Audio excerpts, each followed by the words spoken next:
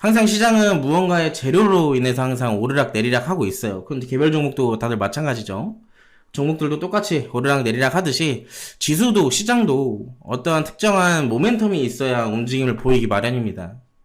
근데 지금으로서는 상승에 대한 모멘텀이 전혀 없는 상태인데 이 하락에 대한 모멘텀만 점점 심해지니 사실상 증시가 올라가지 못하는 것도 당연한 거예요.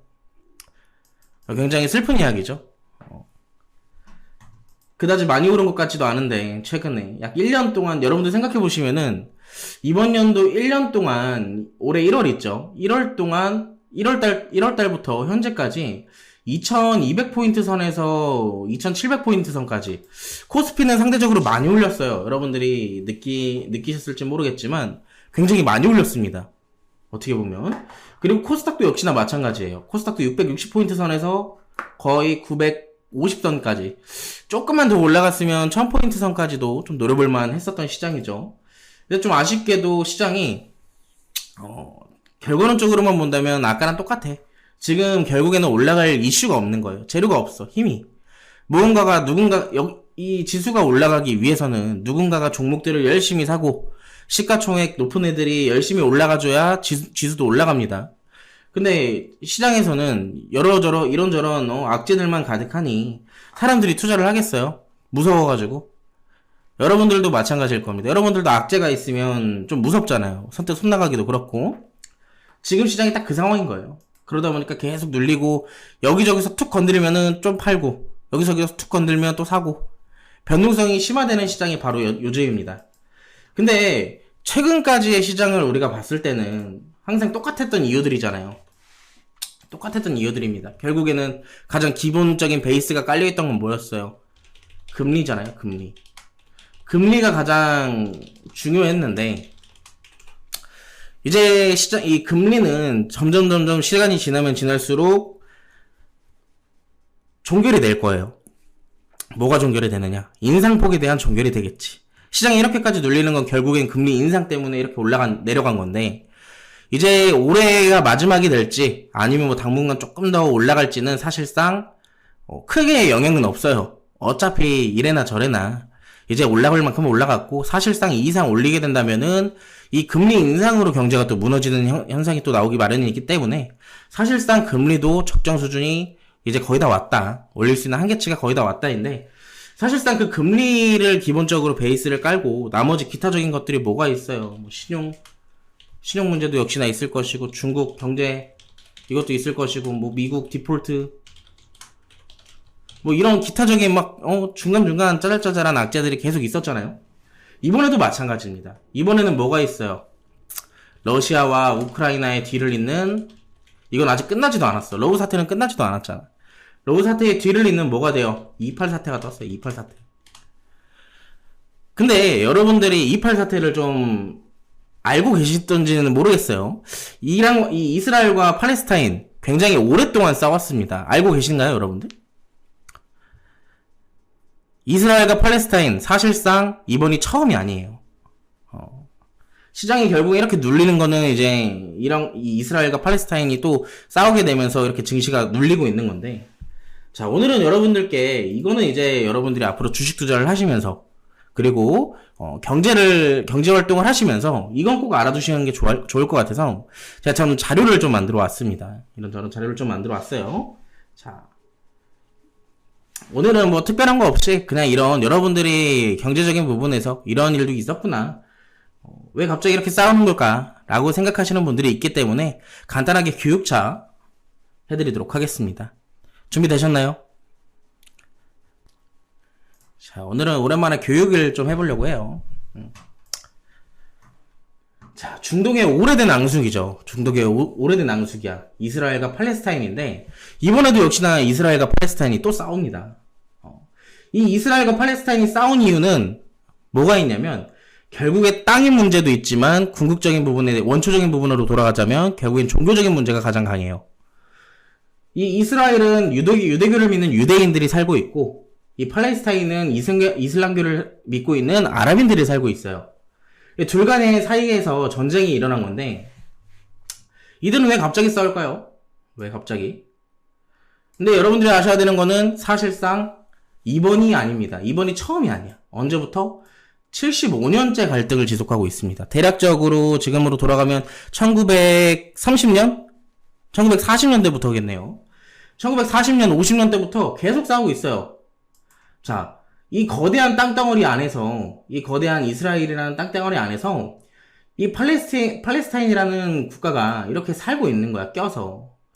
여러분들 가자지구 요즘 많이 들어보셨죠? 가자지구. 가자지구랑 서한지구가 있어요. 이 왼쪽이 가자지구고, 이 조그만한 땅덩어리. 그리고 오른쪽에 서한지구라는 것들이 있습니다. 이렇게 서한지구. 말 그대로 우리나라에서도 구가 있잖아요. 구. 대구, 인천광역시, 대구광역시. 막 이런 식으로 있잖아요. 하나의 국가 안에서 그냥 구처럼 있는 거예요. 구처럼 이렇게. 근데 이게 왜 그러냐면 얘네들이 왜 팔레스타인이 여기에 들어와서 지금 살고 있는 것처럼 보이잖아요. 왜 그러냐면 이 예루살렘이라는 게 있어요. 예루살렘. 이 예루살렘은 지명이에요. 지명. 이 살고 싶은 땅이 같기 때문에 팔레스타인이 여기서 지금 양보를 못하는 거, 이 땅을 두고 양보를 못하는 거고 이스라엘도 여기서 똑같이 양보를 못하고 있는 상황이야. 자, 이스라엘은 성경에 나오는 예루살렘을 비롯한 약속의 땅, 이 약속의 땅이라는 것이 있어요. 예루살렘처럼. 이 약속의 땅에서 유대인들이 세운 나라예요. 어디에? 이스라엘이.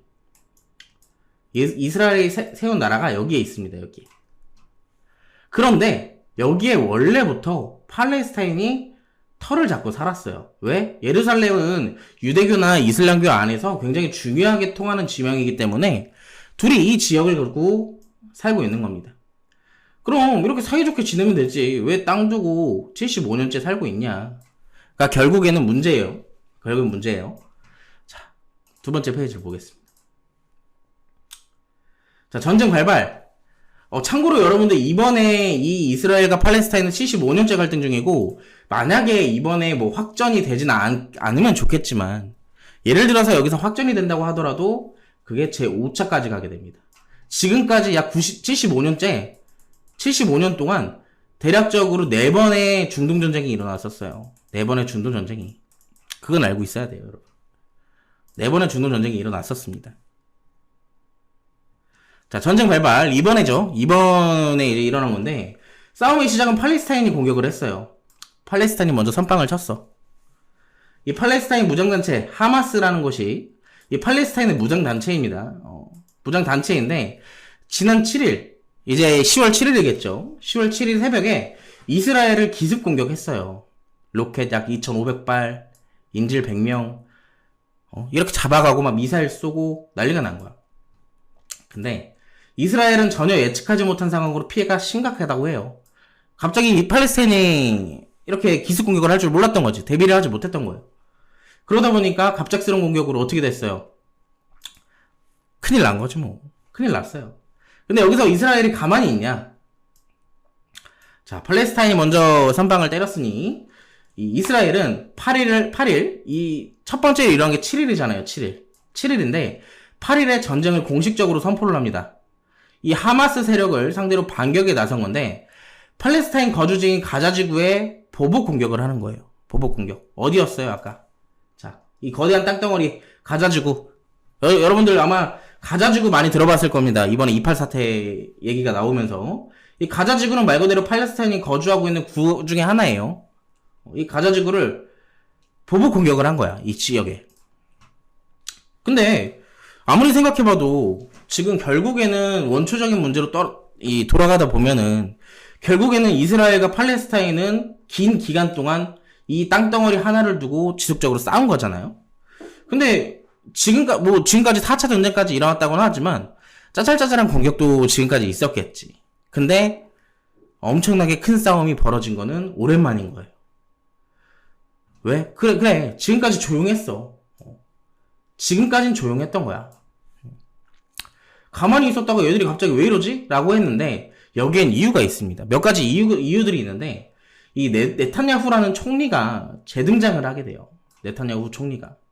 이 극우파의 총리인데 이 사람의 이 인물의 등장으로 인해서 팔레스타인은 반발을 일으키게 됩니다.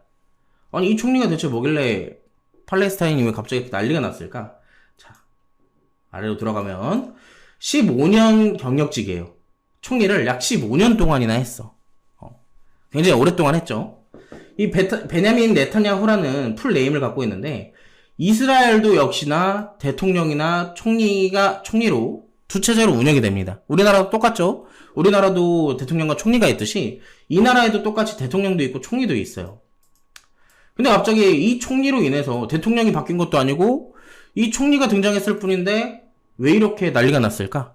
이스라엘은 이 대통령이 왕처럼 상징적인 존재예요.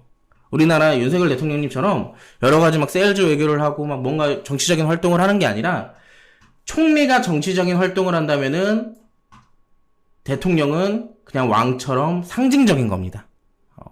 조선의 왕처럼. 상징적인 의미를 통하는 거예요. 대통령이라는 의미는. 그러다 보니까 이 총리가 등장하면서 난리가 난 건데, 자, 여기서 또 하나 알아봐야 되는 거, 극우파라 그랬죠. 극우파가 어떤 의미를 좀 알아보자면, 전체주의나 인종주의에 기반한 베타주의자예요. 말 그대로, 이거는 이제 사전적 의미인데, 말 그대로, 다른 사람들을 싫어하는 거예요, 그냥. 자기들이랑 다른 사람들을 싫어하는 거예요. 자, 이 네타냐후의 탄압이 일어나게 됩니다. 네타냐후는 이스라엘은 우리 땅, 팔레스타인은 몰아내자. 라는 주의를 갖고 있어. 참고로 저희 방은 정치적인 발언은 금지입니다. 이거는 말 그대로 이 인터넷 포털 사이트 등을 통해서 조사를 통해 교육을 해드리는 거기 때문에 제 개인적인 의견은 없습니다, 여러분. 그거 알고 계셔야 돼요.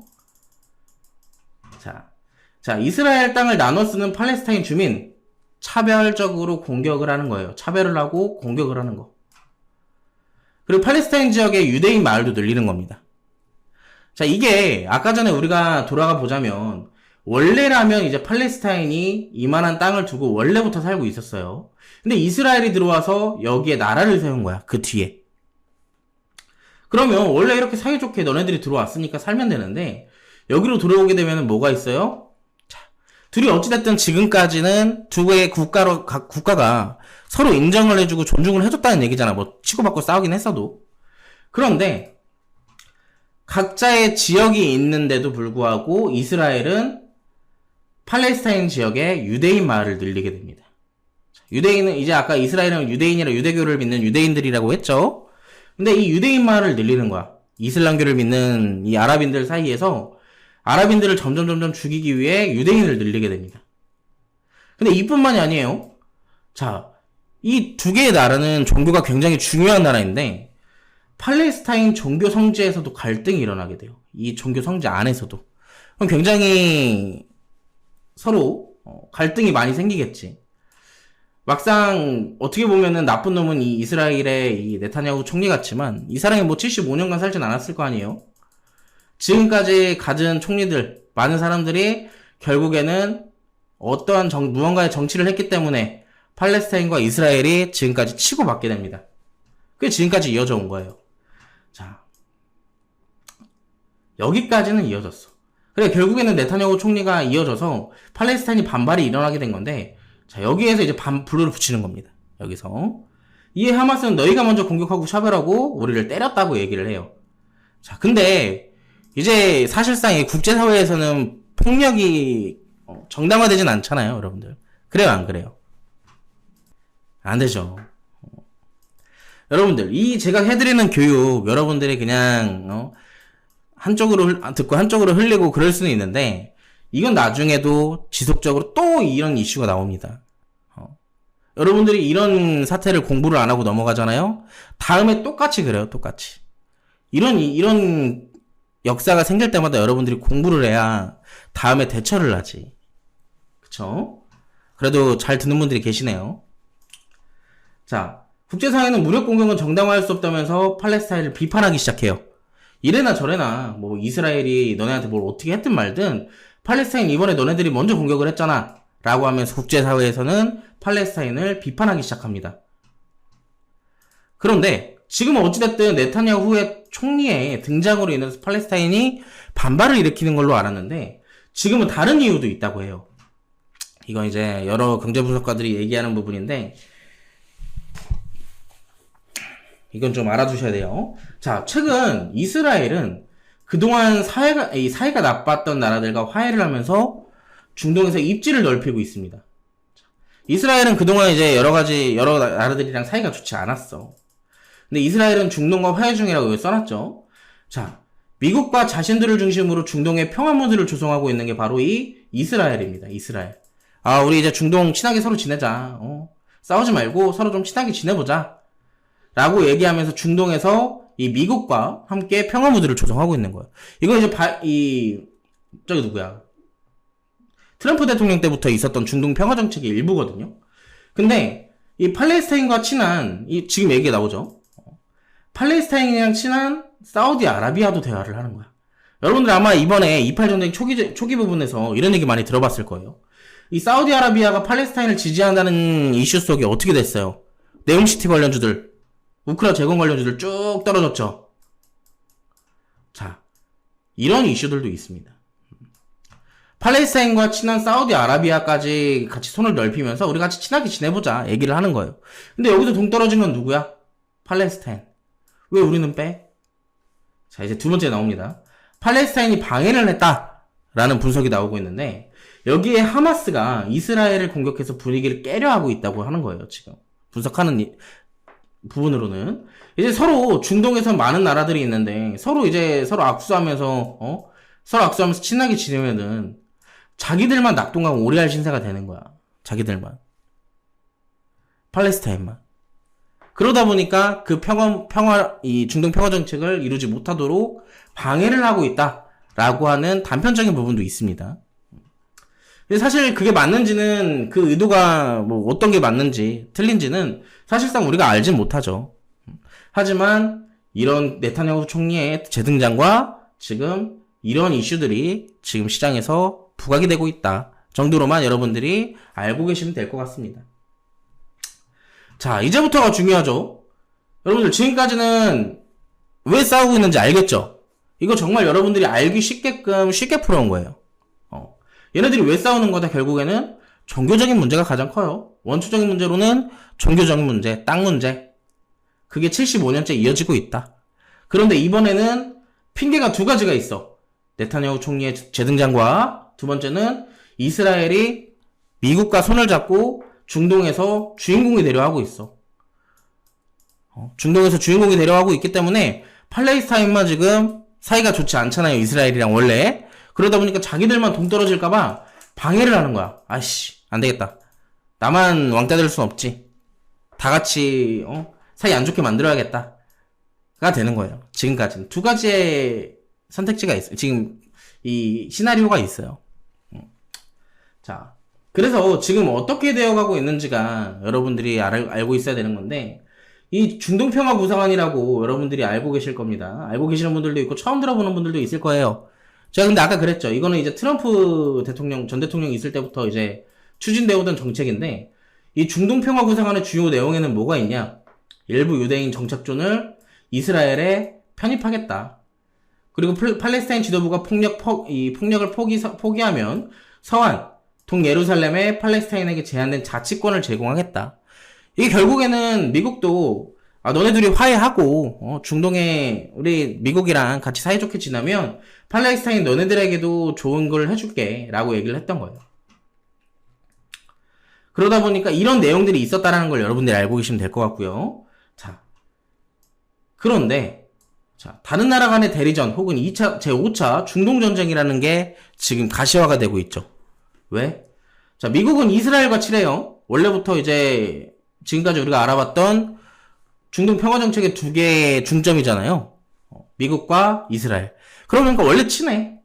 근데 미국과 사이 안 좋은 이란은 팔레스타인을 도운 것이 아닌지라는 이런 부분이 뜨는 거예요. 근데 애초에 이란은 이제 팔레스타인을 지지하겠다라고 얘기를 했죠. 그러다 보니까 미국, 이스라엘,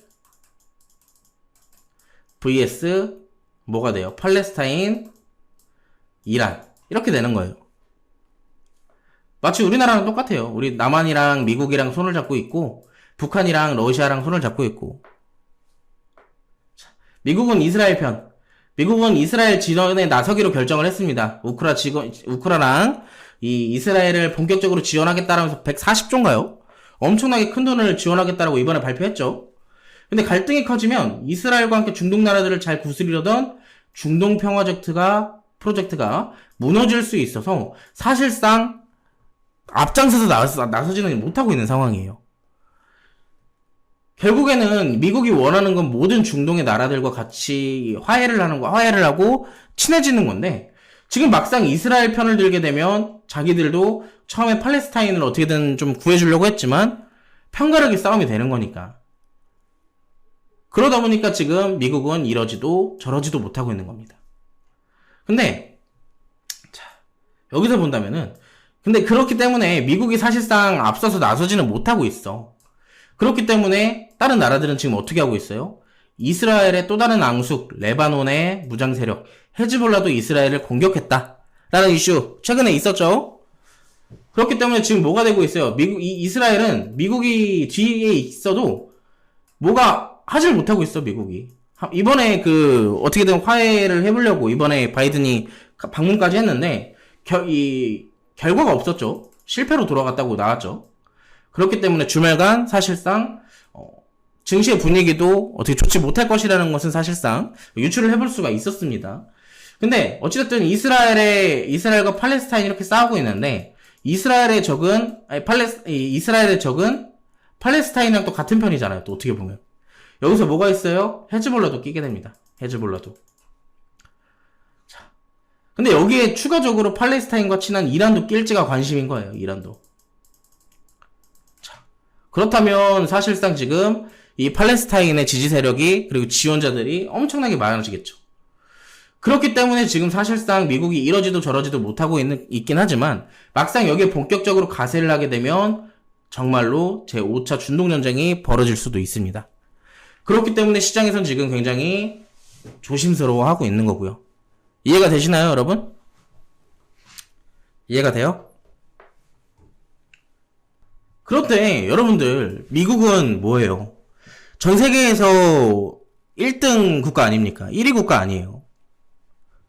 근데 이건 조금 이따가 얘기를 해드리고, 자, 결국에는 우리가 이제 러시아랑 우크라이나 사태를 이제 뒤로 돌아보면서 그때 당시에 사태들을 돌아봤을 때 뭐가 있었어요?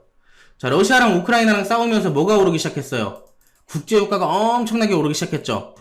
자, 러시아랑 우크라이나는 뭐 다른 나라에서 그때 당시에 싸우면서도 다른 나라에서 막 지원도 해주고 막 유럽연합, 미국, 중국 기타적인 막 국가들이 여러 가지가 난리가 났었죠. 그때도.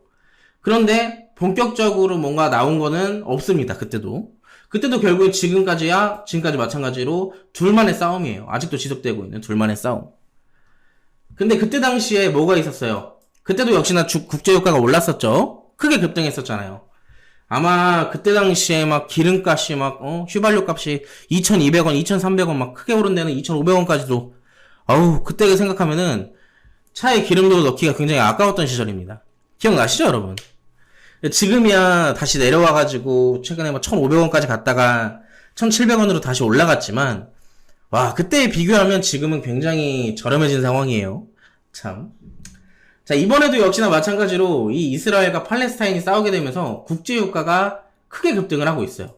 근데 안 그래도 여러분들이 알고 계셨다시피 8월달, 9월달에 국제유가가 한번 크게 올랐었죠. 러시아랑 우크라이나 사태 때처럼 큰 폭의 상승은 아니었겠지만 그래도 충분히 부담을 갈 정도로 오르긴 했었습니다. 왜? 주요 산유국들의 감산이 이루어지기 때문에요. 자, 그런데 여기서 국제유가가 이스라엘도 역시나 기름을 굉장히 많이 시출을 하거든요. 그러다 보니까 여기도 주요 산유국 중에 하나예요. 근데 이번에 이스라엘과 팔레스타인이 싸운다는 그 전쟁을 선포하는 그 순간 전쟁 소식이 한때 5% 이상 또 올라갔습니다. 국제유가가. 지금도 마찬가지고요. 근데 이게 아무래도 그때 당시에도 마찬가지지만 지금도 마찬가지고 이스라엘 하나의 국가 때문에 그것뿐만이 아니에요. 근데 이게 문제가 어디로 더 번지냐게 되면은, 자, 이란과 사우디아라비아 같은 주변 아랍 나라들까지 가세하면 더 오를 수가 있는 상황인 거예요. 자, 이 둘만의 싸움이 아니라 중동전쟁이 확전이 됐을 경우, 정말로 제5차 세계대전이 벌어졌을 경우에 그때로 가게 되면 국제유가가 러시아랑 우크라이나 사태는 비교도 안 될 정도로 올라갈 겁니다. 예를 들어서 이란이 이스라엘을 돕겠다고 미국을 견제하려고 전 세계 원유의 3분의 1 가량으로 지나가는 백길의 호르무즈 해협이라는 게 있어요. 이거를 제가 보여드릴게요. 자, 이 사진을 보면 여러분들이 아실 거예요.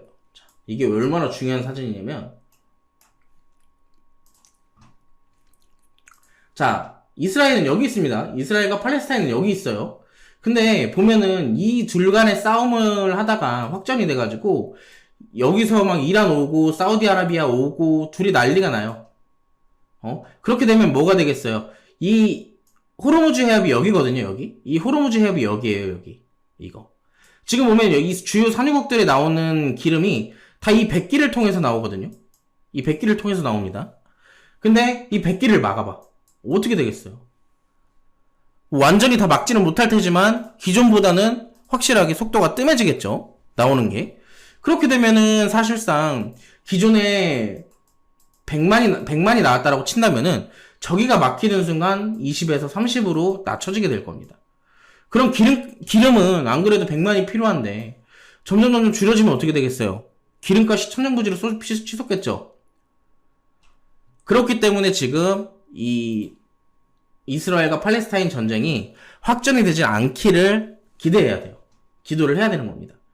이 호르무즈 해협을 막게 되면은 유가는 폭등하게 되는 거죠. 자, 이 경제에 미치고 있는 영향 첫 번째가 국제유가예요. 국제유가. 이건 이제 국제유가가 급등하게 되면 나중에 뭐가 되겠어요? 인플레이션. 이게 나중에 경제지표인 CPI까지 영향을 주게 되겠죠.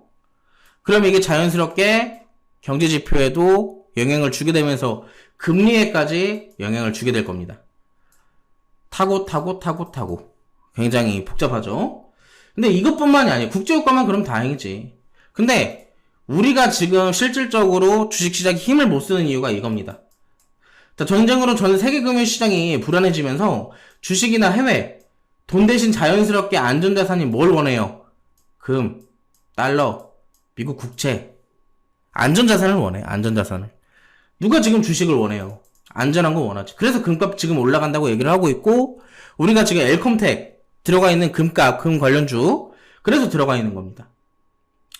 이 둘 간의 전쟁이 뭐 언제 끝날지 모르겠지만, 근데 이걸 나중에 제가 지금 이 자료를 깜빡 잊고 안 갖고 왔어요. 지금 이 자료가, 여기 있네. 이걸 보면 돼요, 여러분들. 자, 1973년 때부터 2023년도까지의 이 스토리입니다. 여러분들이 제가 항상 말씀드리지만, 지금 시장이 왜 빠지고 있는지, 그리고 나중에 똑같은 일이 있을 때 어떻게 되는 건지, 그걸 알아요. 여러분들이 나중에 그 상황이 똑같이 닥치더라도 대응이 되는 거예요. 이렇게 교육해드리는데도 안 듣고, 그렇게 되면 또 나중에 똑같은 사태 와서 뭐가 돼요? 똑같이 바보 하는 겁니다. 바보 되는 거예요, 그냥. 자, 제4차 중동전쟁도 그때도 하락폭이 몇 프로 나왔다고요? S&P 500 지수의 흐름 기준입니다. S&P 500 지수의 기준이에요. 그때 당시에 S&P 500 지수가 0.6% 빠졌어요. 지금 제5차가 되냐 마냐인데 가장 최근으로 돌아가서 제4차일 때가 1973년도입니다. 그때 당시에 고작 0.6% 빠졌어요. 근데 그게 회복되는 기간까지 얼마나 걸려요? 6일 걸립니다. 굉장히 별거 아니죠? 금방 올라가죠? 근데 시장은 점점 S&P 500 지수는 올라가요. 자, 이렇게 올라가서 1995년도에 뭐가 있어요? 이라크의 쿠웨이트 침공이 있었습니다. 이때도 역시나. 자, 이때는 얼마나 빠졌어요? 16.9%가 빠지게 됩니다. 와, 지수로 따졌을 때 여러분들 어느 정도 빠진 거냐면 코스피 기준으로 여러분들 지금 빠진 거 2배 더 빠져야 돼요. 2배 더 빠져야 이만큼 빠지는 겁니다. 16.9%. 근데 이게 회복되는 데까지 얼마나 걸려요? 189일. 반년 걸립니다. 반년. 반년이면 이게 다시 우상향 추세로 이어진다는 얘기예요. 자, 그리고 또 시간이 올라서 2005년도, 2001년도부터 2005년도 사이에 뭐가 있어요? 9.11 테러가 있죠? 자, 9.11 테러 때 얼마나 빠져요? 11.6% 빠집니다. 이 정도는 돼야 지금 우리나라 국내 증시 빠진 것만큼 빠지게 되는 건데 이거 회복되는 기간 얼마? 31일 걸립니다. 자, 이제 가장 최근에 볼까요? 2015년도에 사우디 아람코 드론 테러가 한번 있었죠. 15년도면 여러분들도 아마 그때 당시 기억을 좀 되살려 보시면은 기억하시는 분들 계실 겁니다. 그때 당시에 증시가 몇 프로 빠져요? 4% 빠집니다. 근데 회복되는 기간 41일 걸렸어요. 지금까지 돌아왔을 때 결국에는 이때의 모든 이슈를 다 소화해 나가고 지금의 추세는 어때요? 우상향으로 흘러가고 있습니다. 지금도.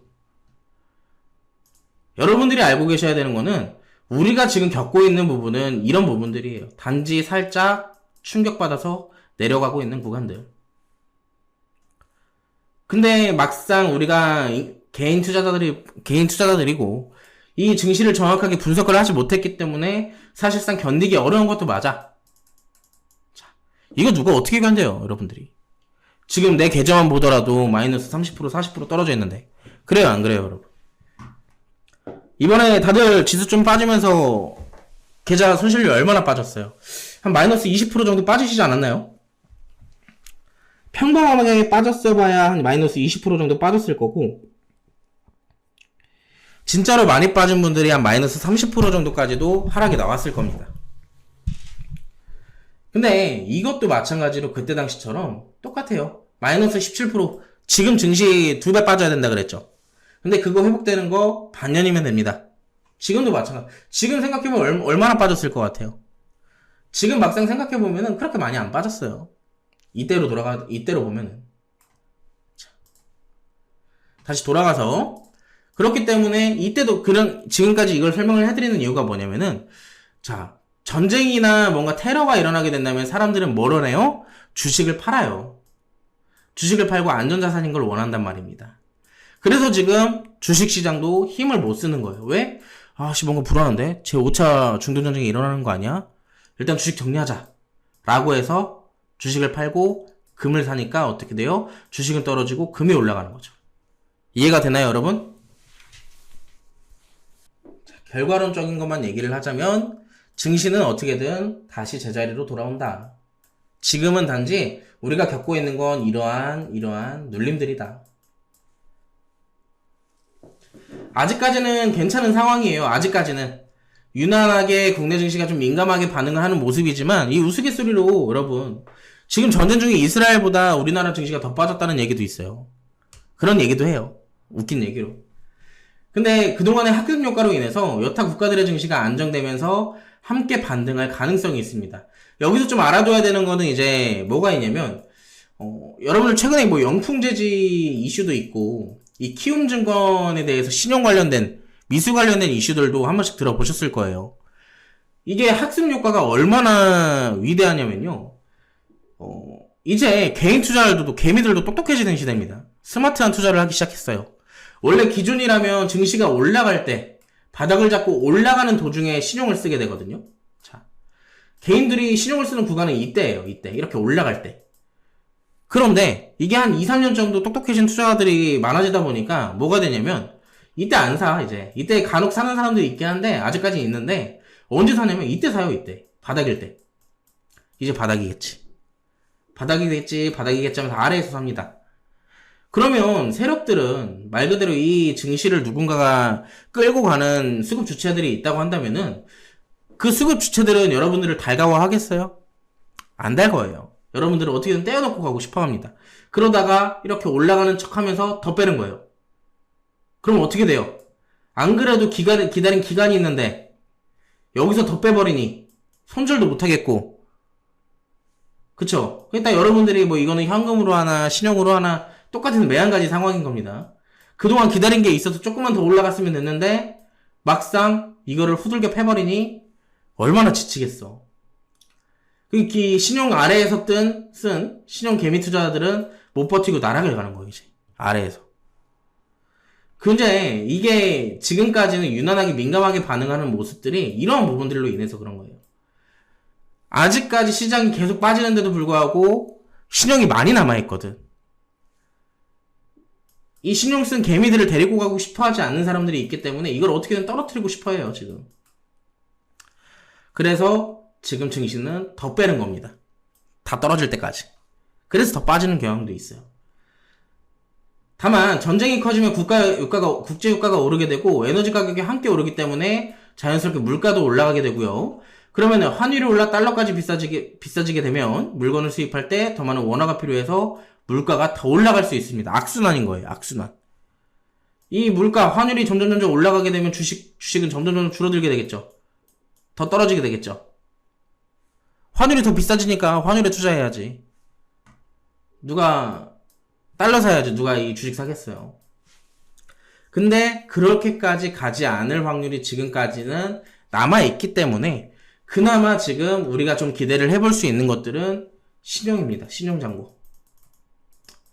물론 이 신용장고가 어느 정도 덜어지는 타이밍과 이 이스라엘과 팔레스타인이 좀 화해를 하는 기간이 어느 정도 맞물리게 된다면 증시는 좀 탄력적으로 올라갈 거예요. 제 생각은 그래요. 지금처럼 쭉쭉 내리는 게 아니라 어느 정도 두 개의 태엽들이 맞물리게 되는 순간 증시는 다시 이렇게 올라갈 겁니다. 근데 여기에 플러스로 뭐까지 붙게 돼요? 금리까지. 이제 금리 사실상 거의 다 왔어. 이제 제가 그랬잖아요. 더 올리게 되면 너도 나도 다 죽는 거예요, 그냥.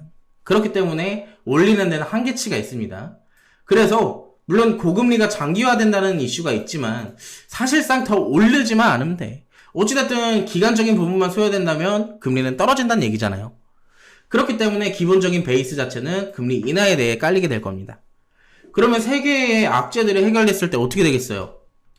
점점 증시는 우상향을 향해 가겠죠? 자, 여기까지는 우리가 이제 좀 살펴보는 이스라엘과 팔레스타인의 사이를 조금 공부를 해보면서 이 경제를 잠깐 좀 돌아봤다면 좀 우스갯소리를 하나 좀 알아볼게요. 아까 전에 여러분들 우리 여기 중간 부분에서 미국이 지금 눈치를 보고 있다라고 얘기를 했잖아요. 미국이. 결과론적으로는 미국은 이 이스라엘과 손을 잡고 중동에서 이제 좀 자기들의 힘을 좀 키우고 싶은데 미국이 이스라엘 편을 들게 되면 다른 중동 나라들이 팔레스타인 편을 들게 된다는 거야. 그럼 이제 VS가 되겠죠. 그런데 지금 여기서 좀 웃긴 얘기가 뭐냐면은 제가 아까도 그랬지만 미국은 세계의 경찰과도 같은 역할을 했었어요. 암묵적으로. 세계 초강대국이기 때문에 이 미국을 뭐라고 불렀냐면은 세계의 경찰, 팍스 아메리카나라고도 불렸습니다. 이게 어떤 거냐면 미국은 그동안 전 세계 곳곳에서 벌어지는 분쟁에 끼어들면서 세계의 경찰 역할을 했었어요. 지금까지. 야, 너네 싸우지 마. 그만 싸워. 내가 지원해줄 거니까 너네 그만 싸워. 더 싸우면 다 죽는 거야.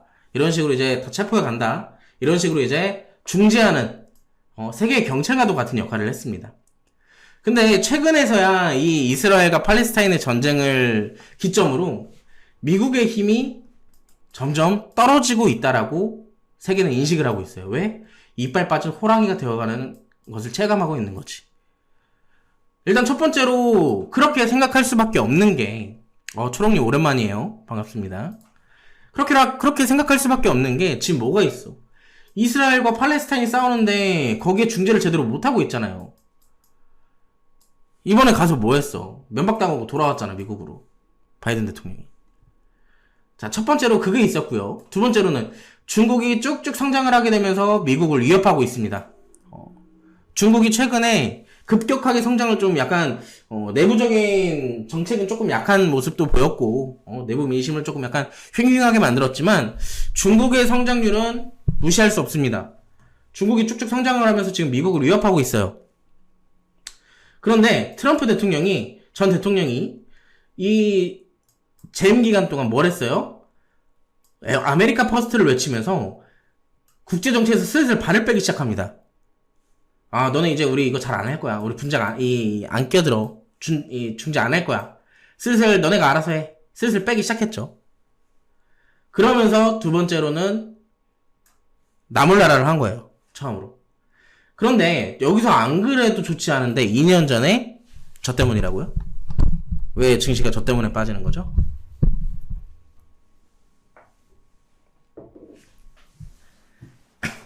자, 근데 여기서 2년 전에 20년 만에 실패한 전쟁을 끝나면서 아프가니스탄에서 부랴부랴 빠져나오는 굴욕을 전 세계가 지켜보게 됩니다.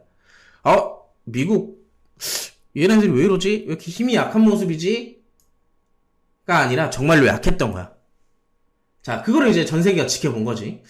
잠깐만, 미국 생각보다 안 센데? 라고 생각을 하는 거예요. 이런 연속된 상황에 미국의 눈치를 보지 말고 우리가 원하는 대로 좀 해볼까? 하는 나라랑 정치 세력이 늘고 있어요, 지금. 이 미국이 이제 최상위권에 있다가 점점 하향 평준화가 되고 있고, 다른 성장률이 높은 국가들이 점점 상향 평준화가 되고 있는 거지, 이렇게. 대표적으로 뭐 러시아와 우크라이나의 침공, 아프리카에서 쿠데타가 지속된다든지 이런 것들을 본다면은 지금 사실상 이 미국은 이빨 빠진 호랑이가 되어가고 있다. 물론 이게 단기적인 부분일지 아니면 앞으로에 대한 이야기일지는 아직 뭐 이 결과로 봐야 알겠죠, 우리가. 자, 미국뿐만 아니라 각 지역에서 힘 좀 쓴다는 여러 나라가 서로 부딪히면서 경쟁하고 있는 시대예요, 지금. 그렇기 때문에 막상 지금 미국이 나서도 이런 러시아, 우크라이나 사태들이나 이 이스라엘과 팔레스타인 사태들이나 좀처럼 가라앉지 못하고 있는 겁니다.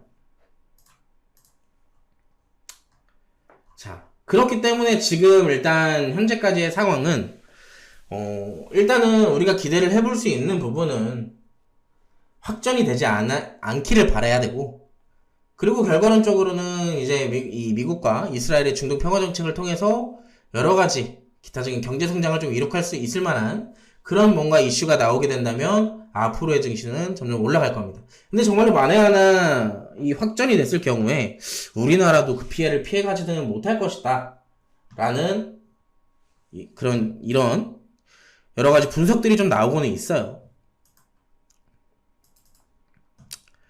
자, 근데 지금 여러 가지 시나리오가 있는데 이스라엘과 하마스만 좀 싸우게 된다면은 얘네 둘만 싸우다가 그냥 끝나면은 다행인데, 이게 생각보다 쉽게 끝나지 않을 것이라는 이슈가 생각보다 많아요.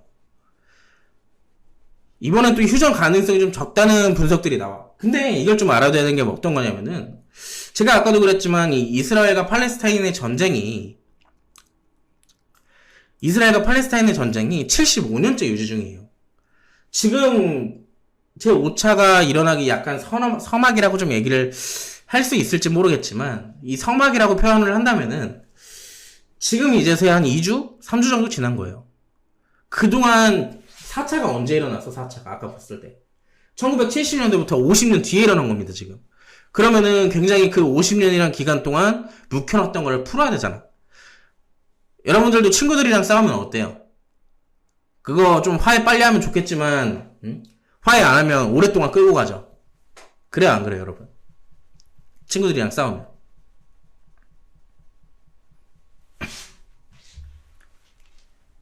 친구들이랑 싸우면 오래 가요, 안 가요? 금방 풀려요?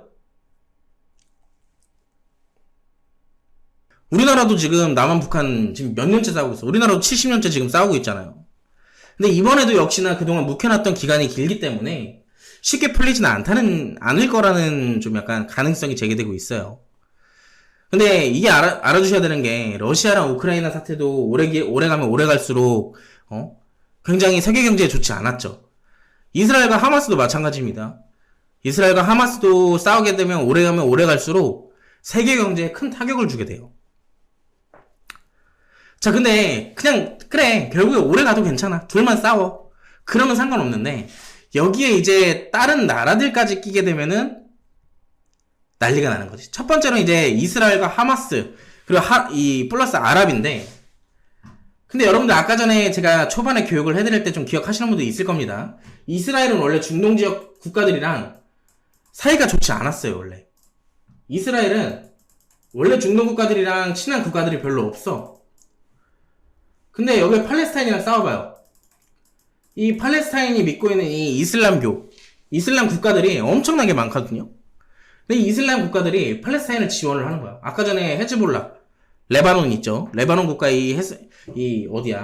헤즈볼라나 시리아 등이나 뭐 사우디아라비아나 여러 가지가 가세해서, 이건 이제 다 끼어드는 거 아니에요. 이란을 뺍시다. 이란을 빼고 그 주변 국가들이 끼어들게 된다면은 사실상 증시도 조금 더 침체가 되겠지.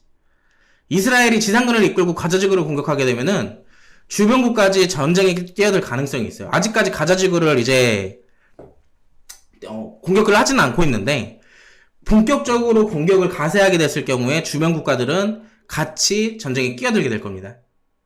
이미 이스라엘과 싸우고 있는 국가들도 있을 거고요. 있고요.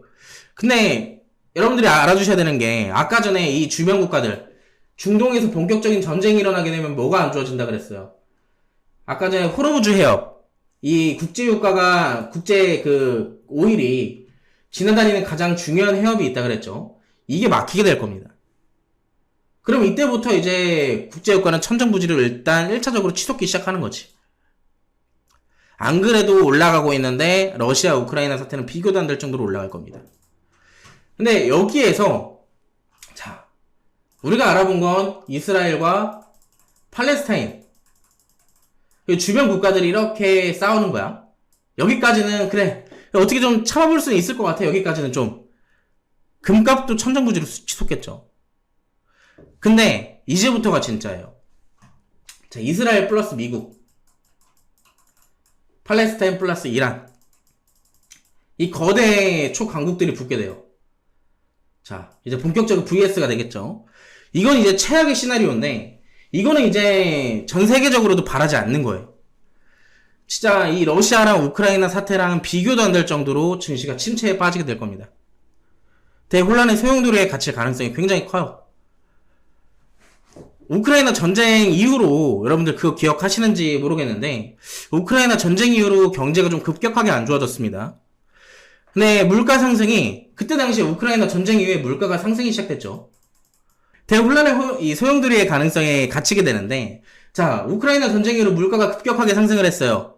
그런데 여기에서 뭐가 일어났어요? 기준금리가 추가로 인상이 됩니다. 사실상 러우 사태가 일어나기 전에 맥시멈으로 보고 있던 금리가 더 많이 뛰게 됐어요.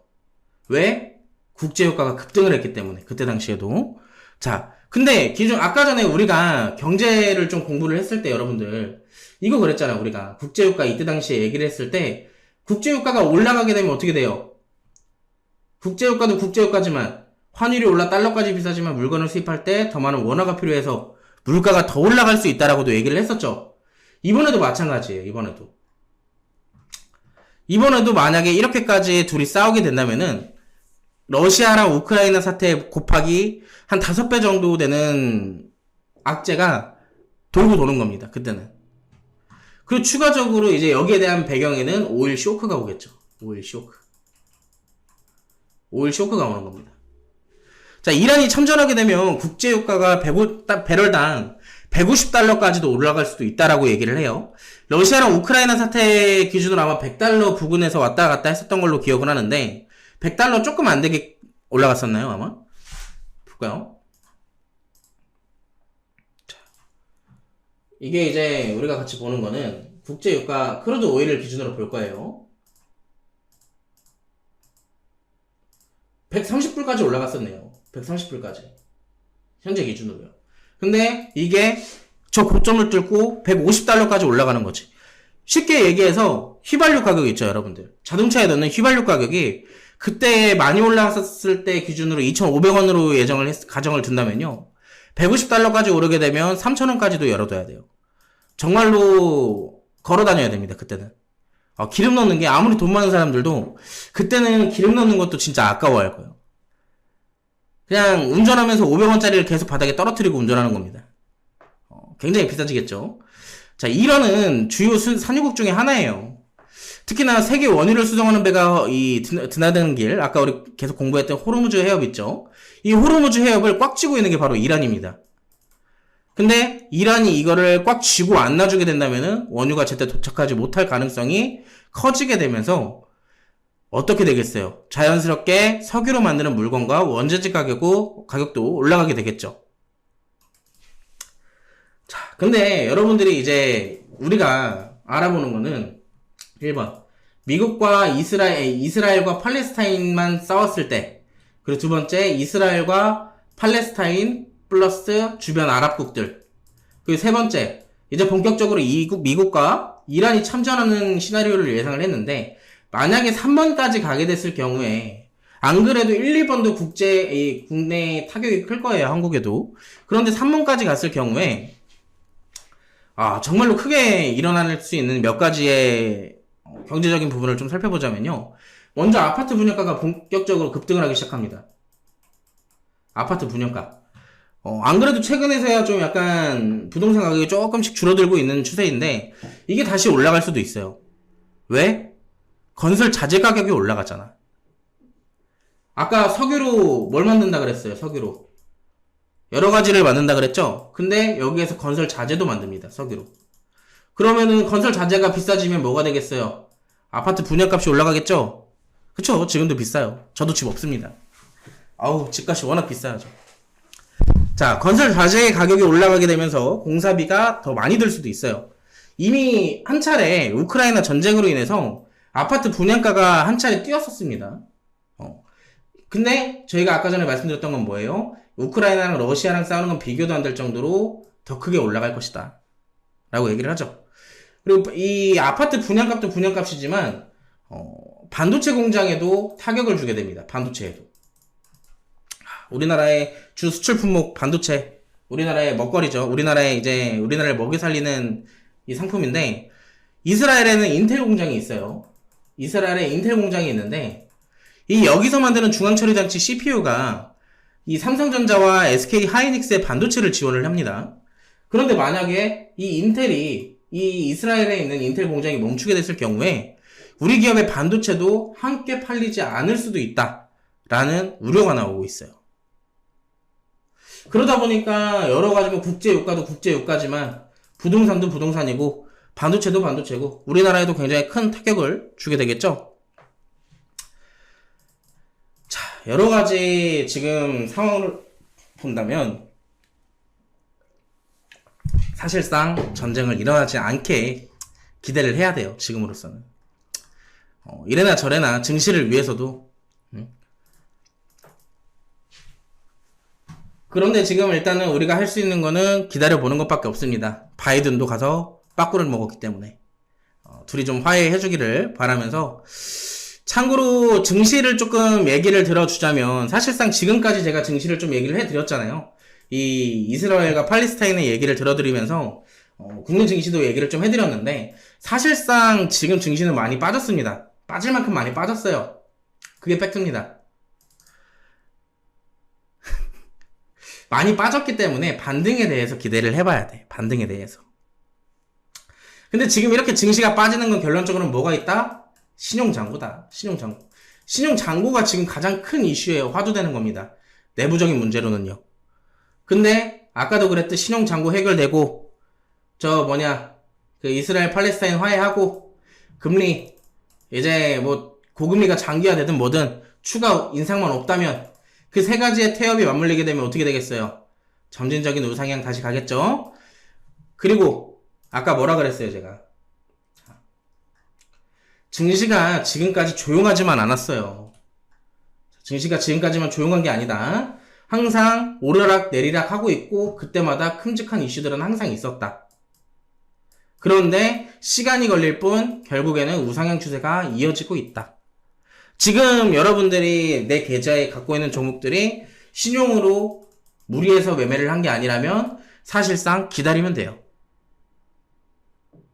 기다리면 됩니다. 아시겠죠?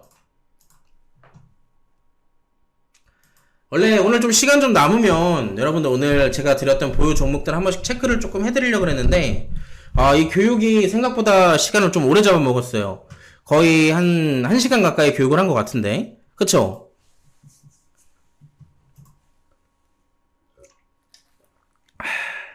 그쵸? 기다리기 힘들어요. 저도 힘듭니다. 기다리는 건.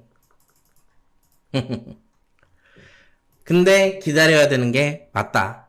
아시겠죠? 물론 그렇게 얘기를 할 수도 있어.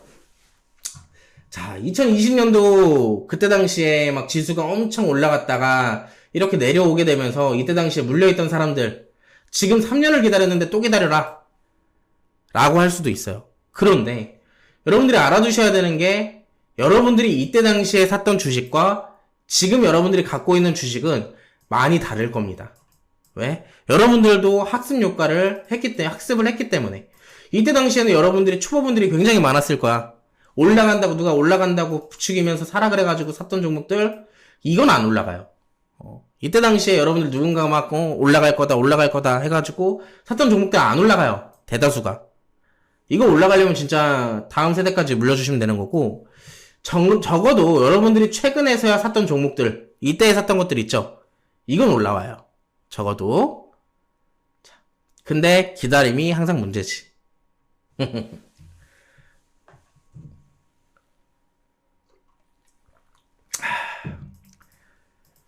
오늘 일단 라이브 방송은 여기서 마무리를 할 거예요. 오늘 좀 교육, 여러분들께 뜻깊은 교육을 좀 해드린 것 같고, 앞으로 이렇게 경제교육도 자주자주 해드릴게요. 경제교육 자주 해드릴 거고, 원래 오늘 추가적으로 조금 해드리려고 했던 오늘 종목들, 오늘 추가 관심 종목들 알려드리려고 했던 것들이랑, 현재 제가 드렸던 종목들에 대한 브리핑은 내일 제가 해드릴게요. 내일. 오늘은 제가 또 오후에, 저녁에 또 일정이 있어가지고, 우리 VIP 방문들 또 리딩 해드리러 가야 되니까 오늘은 조금 힘들 거고 내일 제가 이 늦지막한 저녁에 오붓하게 여러분들 모셔놓고 한 번씩 브리핑 해드리도록 하겠습니다. 자, 오늘도 고생들 많으셨고요, 여러분. 늦게 오신 분들 녹화본 꼭 보세요. 오늘 제가 자료도 열심히 준비했고 재미나게 방송도 해드렸으니까 이해 안 되시는 분들은 한 번씩 다시 돌려보시고요. 이거는 여러분들이 꼭 돌려봐야 되는 것 중에 하나인 게 뭐냐면은 이런 이슈는 여러분들이 앞으로 주식을 하면서 매번 똑같이 있는 것들입니다. 똑같이 반복되는 것들이에요. 알아야 나중에 대응도 쉽습니다. 자, 고생들 하셨고 아직 식사 안 하신 분들 얼른 식사 챙기세요. 자, 방송 여기서 마무리하겠습니다. 고생하셨습니다.